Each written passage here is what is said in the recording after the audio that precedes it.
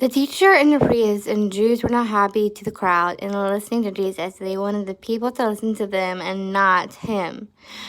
It says in John 7:46. One day the chief priests and their temple guards arrested Jesus, and they could not do it. They returned to the priest and asked him, "Why didn't you bring him in?" The guards answered, "And no one never spoke the way this man does." Now even the prophets spoke like Jesus, and prophets were like a candle casting a slumbering ray, a light of dark in the world. The Messiah was the son of righteousness. And it says in Malachi 4:2, "Who needs a candle once the sun has risen?" Jesus said.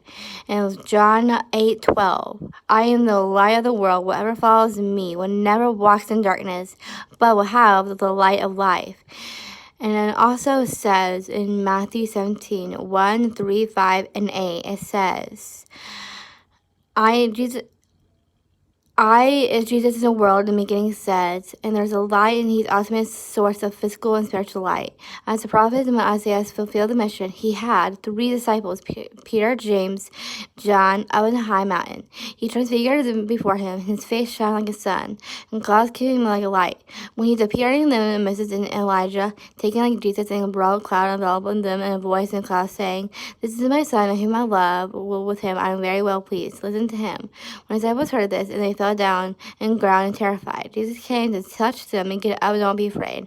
They looked up and saw no one except Jesus. The disciples would never forget that they was what they saw. Later, Peter and were an eyewitness of Majesty. In 2 Peter 1:16, John would say, "I will see the glory in the one and holy who comes to the Father, full of grace and truth," in John 1:14. But for now, the Son's glory remained hidden in the body of the flesh. And it was time for the King to fulfill his mission. His mission was to rescue us from our sins and letting us be reminded of our nature of sin. But to remind us, his majesty is amazing. He has clothed us with a righteousness, a clothes he laid out for us, to go out in this world to imagine the truth of his name, to keep us up in his majesty of loving others the way we love ourselves and hate our enemy while love them at the same moment. It is a bright shining of light that's beaming. With the sun we can all see the coming of the light of the angel of the Lord had appeared to us and appeared to them in this imagery right here.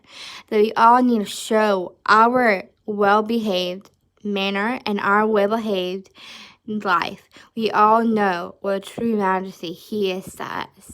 We are his forever children of God.